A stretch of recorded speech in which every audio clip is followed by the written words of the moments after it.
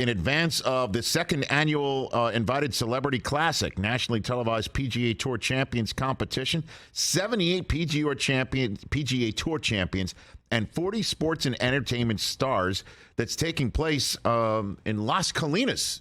You might know that, TJ, because it's in Irving, Texas, where Texas Stadium used to reside. It's live on the Golf Channel all 3 days of that competition. And in the field, MLB Network analyst, World Series champion Kevin Millar back here on the Rich Eisen Show. How are you, Kevin?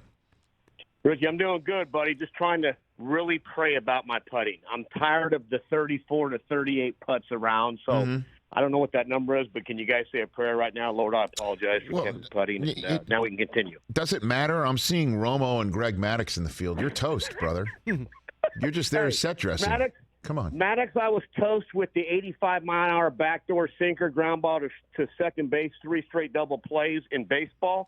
I could take him in golf. Oh. Romo, I'm toast. Smoltz, I'm toast. Oh, God. Marty Fish, I'm toast. That's right.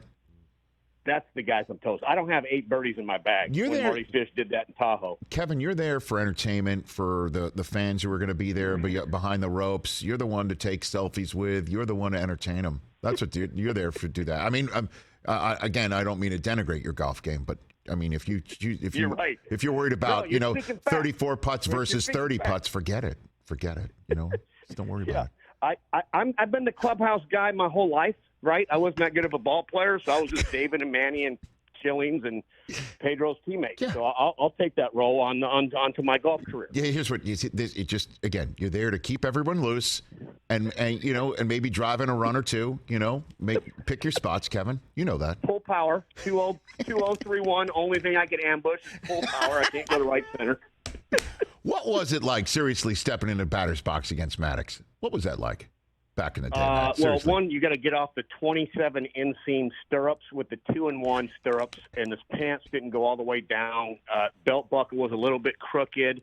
He had the nerdy look with the glove up, but it was magnificent how he could repeat his delivery and win 350 games in the big leagues and throw down away fastball for a strike every time. And then as soon as he got 3 inches off, then he'd go 6 inches off. And then you know what? As the Florida Marlins, and we're in last place, Maddux, Glavine, and Smoltz were dealing with that strike zone. This day and age, I would love to see him try to bring that stuff on the plate. And how many guys, you don't see many glasses wearing individuals in Major League Baseball anymore. I don't know if it's the LASIK world, but he used to do that. I think he did that to troll on people. You know what I mean? I think he did too. Because when you meet Greg now and you're around him, he's funny, he's hilarious. He's kind of exactly what you would think. Yeah. Just a little dirty, a little funny, a little awesomeness. And it's Greg Maddux. He's so cool sometimes he doesn't even know he's Greg Maddux. And those kind of athletes are fun to be around. Nobody likes an ego, right, Richie? No. Kevin Millar here on the Rich Eisen Show. Everybody's going, whoa, Rich. Yeah. So we didn't say that to him. No, you're great. No, it's all good. I didn't take anything personal. I called you a clubhouse guy moments ago, and you didn't take that personally either. We're cool.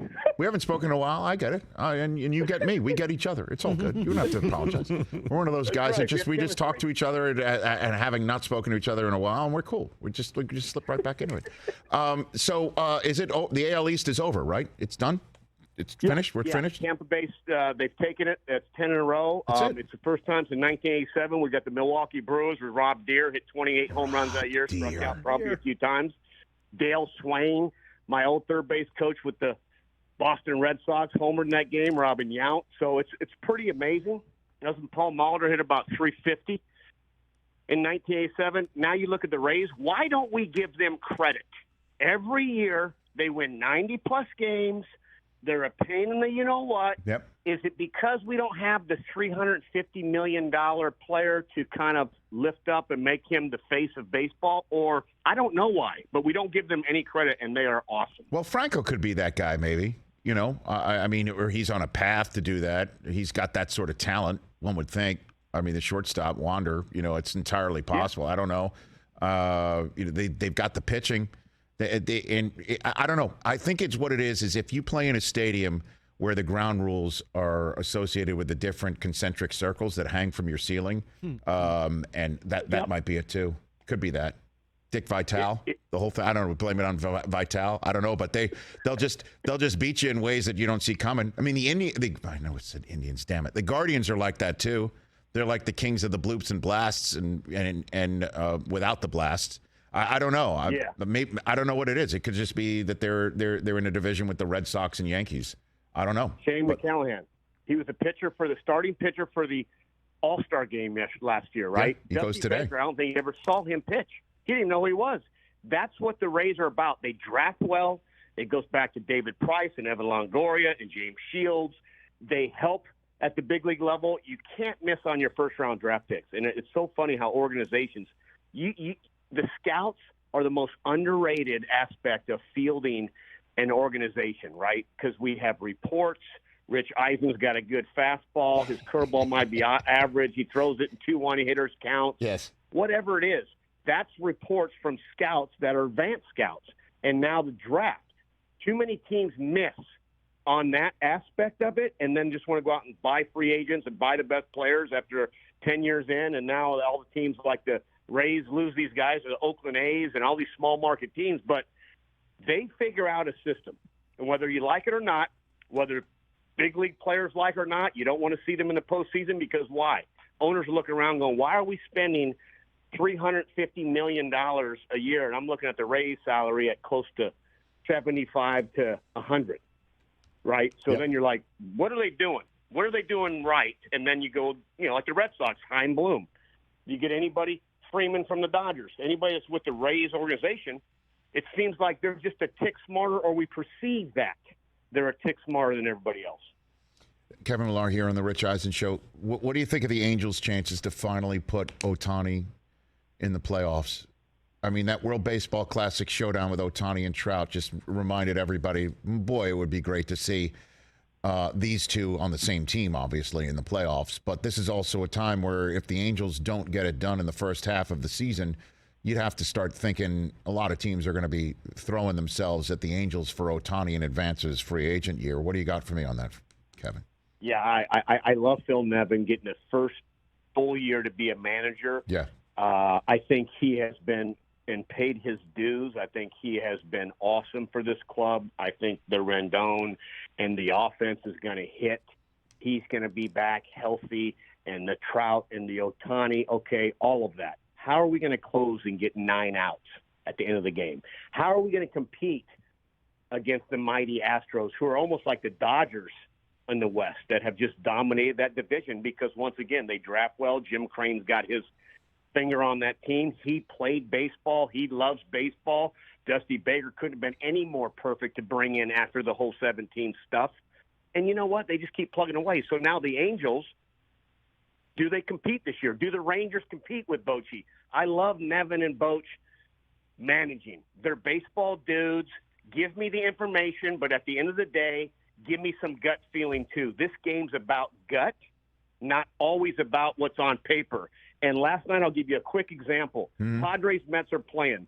Nelson Cruz is on the bench, okay, against Max Scherzer because we have Matt Carpenter starting as the DH. Now, Nelson Cruz's numbers against Max Scherzer were 400 and 440, whatever it was. And then I guess they asked him, why isn't, why isn't Nelly Cruz playing? Well, numbers don't matter. Well, what's that mean now? Because we're in a world that it matters, right? That seems like we get handed numbers and information on anything. Launch factor, launch angle, it used to be called an uppercut. And so it's only like we're going to use the numbers when they work in my favor. But sometimes we're not going to use numbers. So that stuff doesn't make sense to me.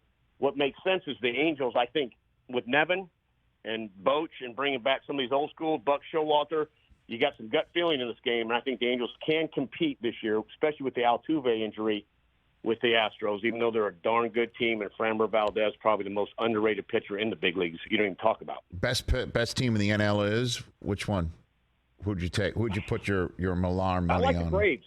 You do. If you were to say, like, right now without getting all into the numbers and all that, yeah, I think the Braves are a good ball club. They're signed long-term. I think Anthopoulos has done a great job over there in Atlanta. And I think they pitch. They have enough stuff. But, I mean, I'm not going to discount the Dodgers. I mean, Dustin May being back and Urias. I mean, my goodness gracious, and what they've done. But, they're going to have to overcome some stuff, and that's typical. But right now, I'd say the Braves. Okay.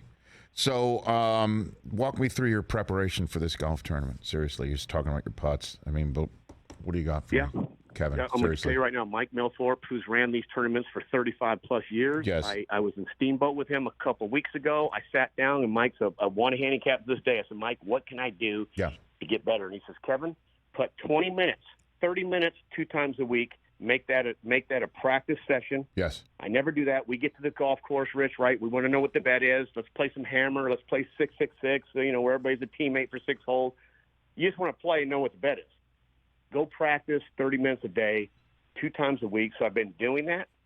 I can drive the golf ball pretty much down in the good grass. Now I got to figure out how to get the ball in the hole. And sometimes Smoltz told me, John Smoltz made one tip to me, and I'm going to tell you guys this. He said, Kevin, let me see that stroke again.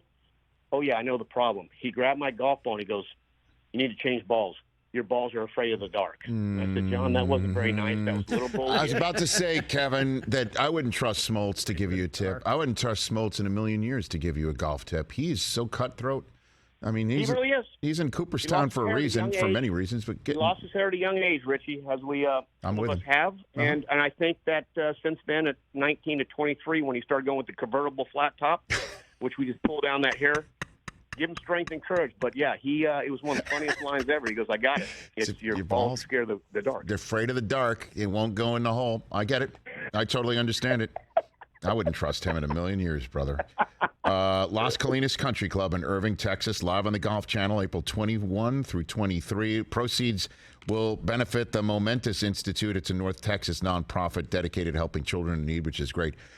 Let's do this more often. I'd love to catch up with you as the season begins to heat up. By the way, I have not heard the name Rob Deere in forever. I once watched Rob Deere strike out against Doc Gooden in Shea Stadium so many times they were looking for metals more precious than gold to call the sombrero he was wearing that night. I mean, was it platinum or adamantium sombrero? I think honestly, he didn't touch a baseball. He didn't even foul one off that night in Shea Stadium. So good. Against Dwight Gooden.